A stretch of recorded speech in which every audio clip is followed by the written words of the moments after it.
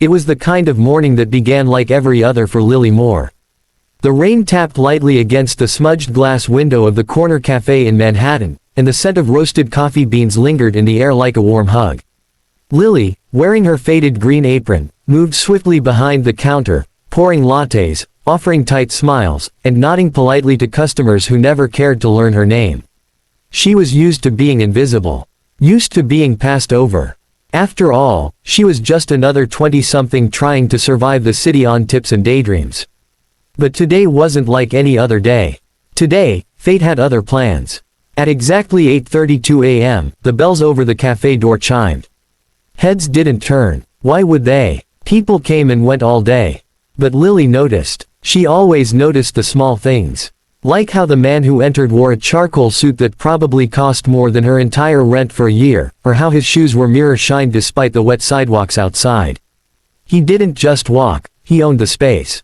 Damian Blackwood, billionaire CEO. The name whispered through business tabloids and financial headlines. Ruthless, brilliant, untouchable. But right now, he looked lost. He stood by the door, eyes scanning the room, brows pinched together as if he wasn't really seeing the cafe but something far beyond it. Then suddenly, his gaze landed on her. Lily looked up from the cappuccino she was preparing, startled when his piercing gray eyes locked onto hers. She offered a polite smile, thinking he'd look away like everyone else. But he didn't. Instead, Damian Blackwood walked straight to the counter. "Can I help you?" she asked, slightly thrown off by his intense expression. He didn't answer. Not immediately. He studied her face, her freckled cheeks, the way her honey brown hair escaped her ponytail, the tired kindness in her eyes. And then, with a breathless chuckle that sounded almost desperate, he said, "Yes, you can help me. I need you to be my date to a wedding." Lily blinked. "Excuse me, my ex-fiancé's wedding, this Saturday. I'll pay you $50,000. She stared at him, waiting for the punchline. It never came. "That's not funny," she said cautiously, glancing around to see if someone was filming her. "I'm not joking." She nearly dropped the coffee in her hand. Just 3 days earlier, Damian had received the wedding invitation. Embossed, elegant, smug. His ex, Vanessa Grayson, New York's society darling, was marrying a tech investor. Her new fiancé wasn't richer than Damian, but he was safe. Predictable. And painfully dull. Vanessa had broken off their engagement a year ago, claiming Damian was too cold, too intense, too damaged. But sending an invitation to her wedding, that was salt in a still fresh wound. He hadn't planned to go. Until his assistant, Meredith, leaned over his desk and said with a smirk, "You're not seriously letting her win, are you?" "I don't care." "Good. Then you won't mind showing up with someone jaw-droppingly unexpected. Someone who will make Vanessa question every decision she's ever made." He rolled his eyes. "Like who?" Meredith leaned in. "Anyone. Just, not a model. Not a celebrity. Make it real. Make it sting." So Damian walked out of his building, stepped into his car, and told his driver to take him to a place where nobody knew his name. He wanted real. Grounded. Someone who wouldn't fawn over his wealth or status. That's when he saw the cafe. And her. Back in the cafe, Lily stood frozen. She should have said no. Should have laughed it off and gone back to steaming milk. But there was something in his voice, earnest, maybe even broken. And there was something in her heart that was tired of saying no to life. "I don't even know you," she whispered. "You'll get to know me. I just need you to pretend for one night." One night. 50 grand. Cash. No strings. She hesitated. Her rent was 2 months behind. Her mother's medical bills were suffocating. Her dreams of finishing college were buried under debt. What could one night hurt? "Okay," she said quietly. "I'll do it." The next few days were a whirlwind. Damian sent a car, and she found herself in the penthouse suite of Blackwood Enterprises, where stylists and designers measured her for custom gowns, selected jewelry that sparkled like stars, and transformed her into someone she barely recognized in the mirror. But through it all, Damian remained distant. Polite, but guarded. They rehearsed their story, how they met, their relationship, the fake laughs, the pet names. "You're good at pretending," Lily said during one practice dinner. He looked at her, unreadable. "You have no idea. But beneath his cool exterior, Lily caught glimpses of something else. When he thought she wasn't looking, she saw the weariness in his eyes. The sadness he tried to hide behind boardroom confidence. And more than once, she wondered what really happened between him and Vanessa. The wedding day arrived. A sprawling estate in Connecticut, overflowing with roses and paparazzi. Everyone turned to stare when Damien stepped out of the sleek black car, with Lily on his arm. She wore a sapphire gown that shimmered like the ocean. Damien, in a tailored tux, didn't look at anyone else. Whispers rippled through the crowd. "Who is she? She's not one of us. She's beautiful." Vanessa froze when she saw them. Her perfect smile twitched. Her fiancé looked confused. Lily smiled sweetly and leaned into Damien. "Ready to sell this?" He nodded, but his jaw clenched. As they made their rounds, Lily played the part effortlessly, laughing at his jokes, holding his hand, whispering in his ear. But somewhere along the way, the pretending started to blur. The way he looked at her no longer felt like an act. The way her heart fluttered no longer felt fake. Then came the toast. Vanessa's father, too drunk to filter his thoughts, raised his glass and said, "Damien, you dodged a bullet." "And, what's your name, sweetheart?" "Lily," she said calmly. "Well, Lily, enjoy the show. Just don't expect it to last. He breaks everything he touches." Silence fell. Lily's hands trembled under the table. But Damien stood. And for the first time that evening, he wasn't pretending. "I did break things," he said, voice low but steady. "Because I didn't know what I wanted. Until now." Then he looked at Lily, not as an accessory, not as a prop, but as something else entirely. "I wanted real. And I think I just found it." Lily's heart thudded in her chest. She wasn't supposed to fall for him. He wasn't supposed to feel anything.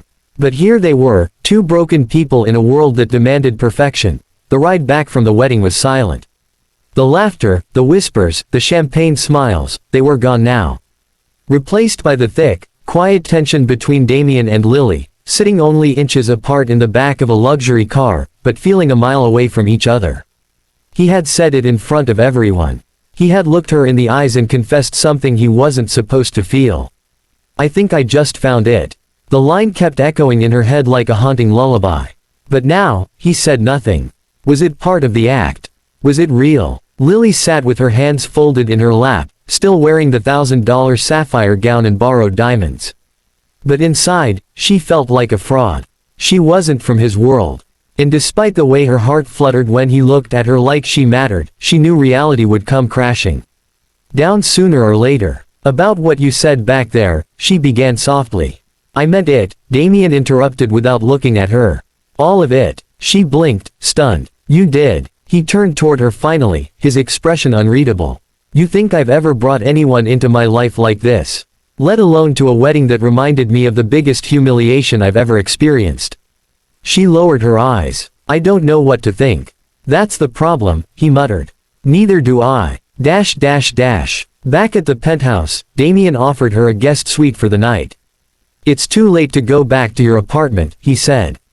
"And it's in a terrible neighborhood." She wanted to protest, wanted to say she could take care of herself. But part of her didn't want to leave.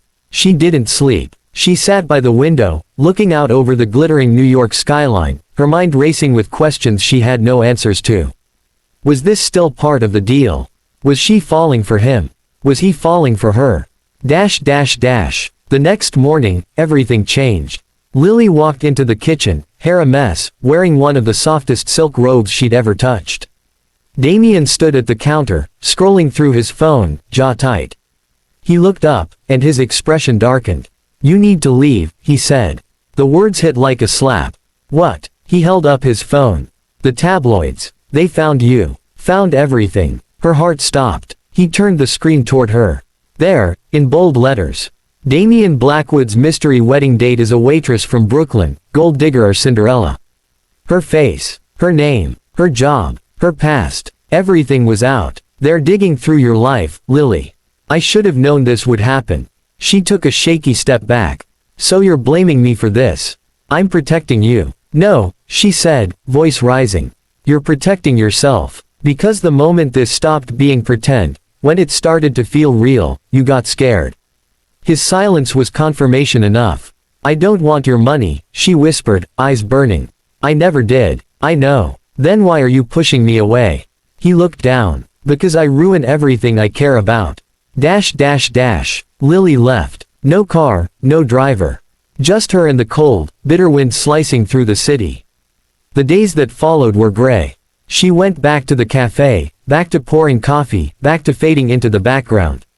But something had changed. The girl who once dreamed quietly now ached loudly. For something more. For someone she could no longer have. Meanwhile, Damien spiraled. He stopped going into the office. Ignored calls. The headlines got worse. CEO meltdown. Blackwood missing after tabloid storm.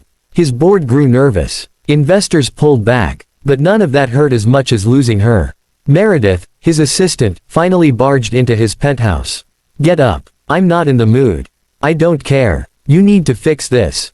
"There's nothing to fix." Meredith slammed a tabloid down in front of him. She was just a waitress, but the way she defended him broke the internet. He blinked. "What? Watch this," she said, playing a clip. It was Lily, caught outside the cafe by reporters, surrounded by mics. One asked, "Are you heartbroken that he dumped you?" She shook her head, face flushed but fierce. "He didn't dump me. He protected me. Damien Blackwood may be a lot of things, but he's not cruel. And I don't regret a single moment I spent with him." The reporter pressed. "Do you love him?" She hesitated, and then smiled sadly. "I think I do. Damien drove to the cafe. No bodyguards. No limo. Just him, shaken, sleepless, and unsure for the first time in years. She was wiping tables when he walked in. Their eyes locked. Her breath caught. He approached slowly. "I watched the video." She nodded, lips trembling. It was the truth. He exhaled. "I've spent years building walls so high, no one could get in. But you didn't even knock. You just walked through." She laughed through her tears. "I didn't mean to. I know. That's what makes it real." Silence fell between them, and then Damien took a step closer. "Lily Moore, I'm not asking you to pretend anymore. No contracts. No costumes. No lies. Just us. Will you give me another chance?" She searched his face, saw the fear, the hope, the man behind the empire. She nodded. "Yes. 3 months later, the tabloids got something new. Waitress turned CEO's love story steals hearts, engagement confirmed. But Lily didn't care about the headlines. Because some love stories don't begin with fate. They begin with a broken man walking into a coffee shop. And choosing a girl who never expected to be chosen. Snow fell softly on the city the morning Lily Moore became Mrs. Lily Blackwood. The wedding was nothing like Damien's previous engagement to Vanessa. No reporters. No ice sculptures or magazine deals. Just close friends, warm candlelight, and the man who once thought love was weakness, now standing in front of her, heart wide open. When the officiant said, "You may kiss the bride," Damien leaned in and whispered against her lips, "I never thought I'd get this lucky." She smiled. "I never thought I'd get chosen." They kissed. The guests stood and applauded. And outside, beneath the snow-dusted trees, someone watched through the frosted windows. A man in a worn leather jacket. Hands clenched. Eyes locked on the bride. 2 weeks later, Lily's new life began in a whirlwind of silk bedsheets, boardroom visits, and daily kisses that still made her knees weak. She no longer poured coffee for strangers. Now she poured ideas into Damien's rebranded charity division, Second Chance Foundation, which she helped create. Every day felt like a dream she didn't dare wake up from. Until the past came knocking. Literally. One Thursday evening, as Lily stood in the penthouse kitchen tasting burnt risotto and laughing at herself, the doorbell rang. Damien called from the study. "Got it, love." "On it," she replied, still wearing an apron. She opened the door, and froze. It was him. Dark hair, piercing eyes, that jagged scar on his left brow. "Lily," he said, voice low, rough like gravel. "You look different." She gripped the edge of the door. "Jason." Damien appeared behind her, confused. "Who is it?" Jason looked past Lily and smirked. "Guess I'm late for the party." Later, when the three of them sat tensely in the living room, Lily explained. Jason was her ex. The only ex. They had been high school sweethearts. Lived together in a rundown apartment before he got involved in the wrong kind of business. She left when he became dangerous. Disappeared. No contact since. Until now. I'm not here to start drama, Jason said. Just needed to see if you were real. All those headlines, I thought, no way that's the same girl who used to cry herself to sleep when the lights got cut off. But it is. You should leave, Damien said firmly, his arm around Lily. Jason's gaze flicked to Damien. You got everything. The penthouse. The girl. But do you know who she really is? Lily's voice cracked. Jason, don't. But it was too late. Jason dropped the envelope on the coffee table. Inside were photos. One showed Lily, 6 years ago, in a hospital hallway holding a newborn baby. Another, a hospital wristband. A birth certificate, Lily's name listed as mother. No father listed. Damien stared at the papers. Lily. Tears filled her eyes. I was 19. I was scared. I gave her up for adoption. I've never told anyone. Silence. Not judgment. Not rage. Just silence. Until Damien gently reached for her hand. Why didn't you tell me? Because I thought, if you knew the truth, you'd see me differently. You'd leave. Damien shook his head slowly. You are more than I ever imagined. And I'm not going anywhere. But Jason wasn't finished. I found her, he said softly. Your daughter. Her name's Ava. She's in foster care. The couple who adopted her passed away last year. I tracked her down. Lily gasped. Why are you telling me this now? Because I messed up. And you're the only person who ever believed I could be more. Damien stood. What are you asking? Jason looked up. Help me help her. I can't do this alone. She's your daughter, Lily. She deserves the life you're living. Over the next few weeks, everything changed. Meetings were cancelled. Trips were postponed. Lily and Damien threw themselves into one mission, finding Ava and bringing her home. It wasn't easy. There were court dates, interviews, background checks. But through it all, Damien never wavered. He sat through every hearing. Held Lily's hand through every setback. Called in every favor, not as a CEO, but as a man trying to build a family with the woman he loved. And finally, the call came. She's yours, the social worker said with a tearful smile. She's going home. When Lily met Ava for the first time, the little girl was quiet. Guarded. Small for her age. Lily knelt and opened her arms. Ava hesitated, and then ran into them. That night, as they sat under a blanket on the couch, Damien read to Ava from a picture book while Lily watched, heart full. They weren't just a couple anymore. They were a family.